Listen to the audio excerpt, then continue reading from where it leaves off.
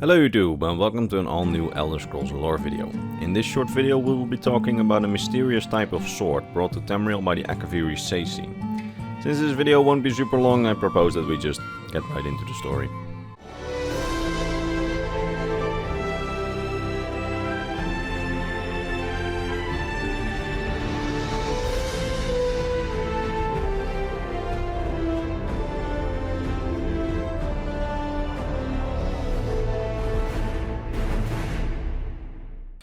So back when the Akaviri Sesi invaded Tamriel in the First Era, they came looking for a Dragonborn.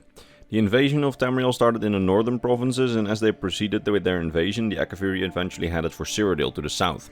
But before they reached the central province, they were stopped by an army of King Riemann Cyrodiil, who was Dragonborn, and when the Akaviri Sesi heard his voice, they knew that Riemann was Dragonborn, and they then immediately laid down their arms and swore fealty to him, as Riemann was the one that they'd been looking for all along. With them swearing fealty to Riemann Cyrodiil suddenly had a large army of Sesi at his command, and he used it to conquer large parts of Tamriel, forming the Riemann Empire. If you want to know more about the context of all this, I really recommend watching my Introduction to Elder Scrolls lore video, the link to which is in the description.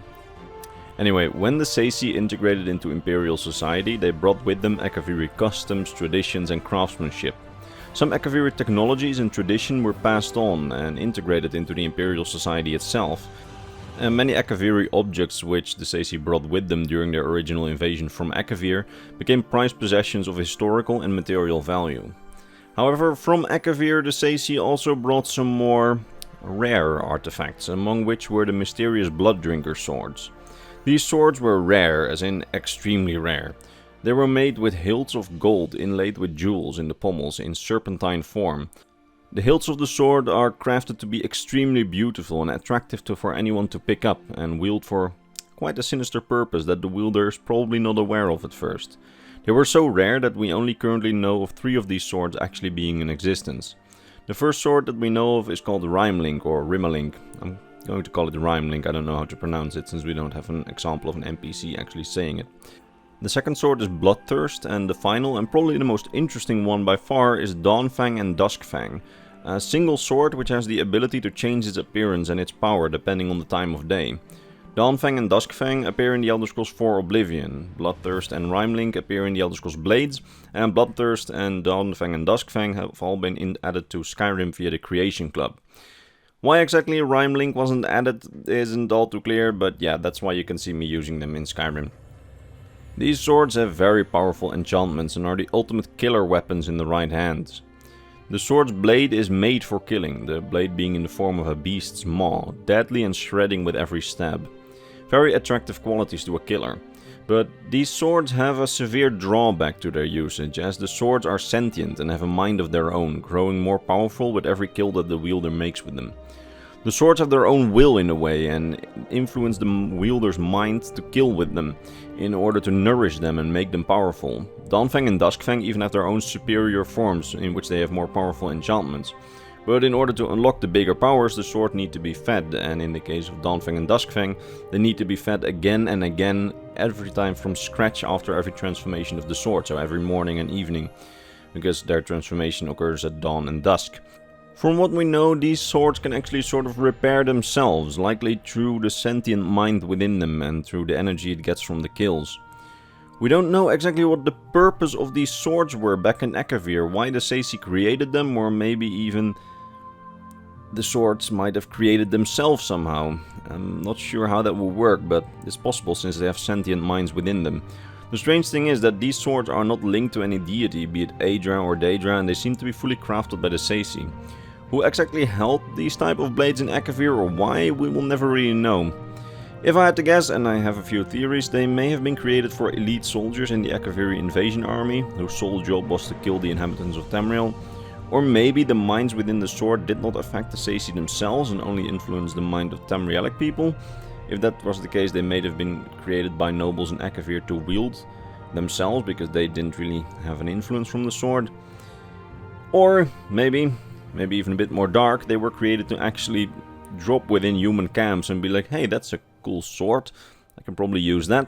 And then the human picks it up, or the elf, or any Tamrielic race, and when you pick it up, you suddenly have a drive to kill, and eventually then the theory would be that you kill your own comrades instead of the Akaviri soldiers, but on the other hand, you know, you might kill Akaviri soldiers with it, so yeah, choose from those theories whichever you will, or maybe you have your own. Anyway, perhaps the way of enchanting that they use in Akavir, or at least this specific way of enchanting, doesn't fully consume the soul in a soul gem, but rather uses it to amplify the enchantment by making the sword sentient. I have no idea, these things are all speculation, and that's what's so fascinating about these swords, at least to me, as they're almost as powerful as divine artifacts or Daedric artifacts, and yet they're apparently the creation of mortals, if we assume that the Saci are mortal, of course. What's even more curious is that these blades never really landed in the hands of the Empire, it seems, even though the Saci joined the Empire, as these swords are not named in any official records of Akavir, as far as I could find. Although the names of the weapons that I've listed in the video so far, so Rimelink, Bloodthirst, Dawnfang, Duskfang, they have all been given to the blades by humans. Dawnfang and Duskfang are the names given to the appearance-changing blade by the orc who found that blade somewhere deep stashed away in an Aelid ruin. Back in the 3rd era, he found it. The blade was locked tightly in a container which had been placed in the ruin when he and his mates found it, and then the orc picked it up, and he immediately started noticing the mental connection, because this orc is also one of the few NPCs, as far as we know at least, maybe even the only one to actually describe the bond that one can have with the sword, or these specific types of swords, as these swords form a mental connection with you and you can hear its thoughts in your head. If we consider the Creation Club as official content, we also have the example of a high-ranking Blades captain named Laurent Bouchard, who acquired Bloodthirst, the other sword.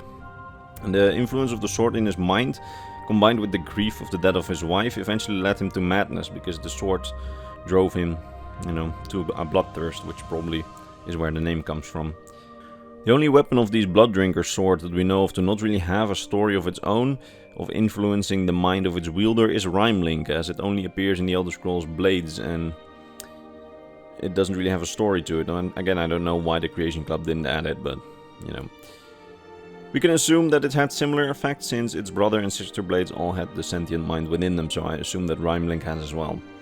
Anyway, and that's basically what we know of the sentient Blooddrinker blades of the Saci. Definitely an interesting set of weapons, so interesting that I decided to dedicate a video to them. Because, I don't know, I found the concept very fascinating. Yeah, I encountered Dawnfang and Duskfang in Oblivion back in the day, but I never really thought about them until now. Anyway, I hope you also found it interesting, and if you did, maybe consider returning for the next Elder Scrolls lore video on this channel. Now, before I end things, allow me to vocally mention my top Patreon supporters: Mr. Bernardo Binda, Gabriel Binda, Athena Iotis, Polarized Poutine, Tsar Mikhail, Sword of Bushido, and Mr. Christmas. These amazing people, along with all the others on screen, keep this channel alive, and for that I am very grateful. That said, I will see you all next time in the next Elder Scrolls lore video. Bye bye.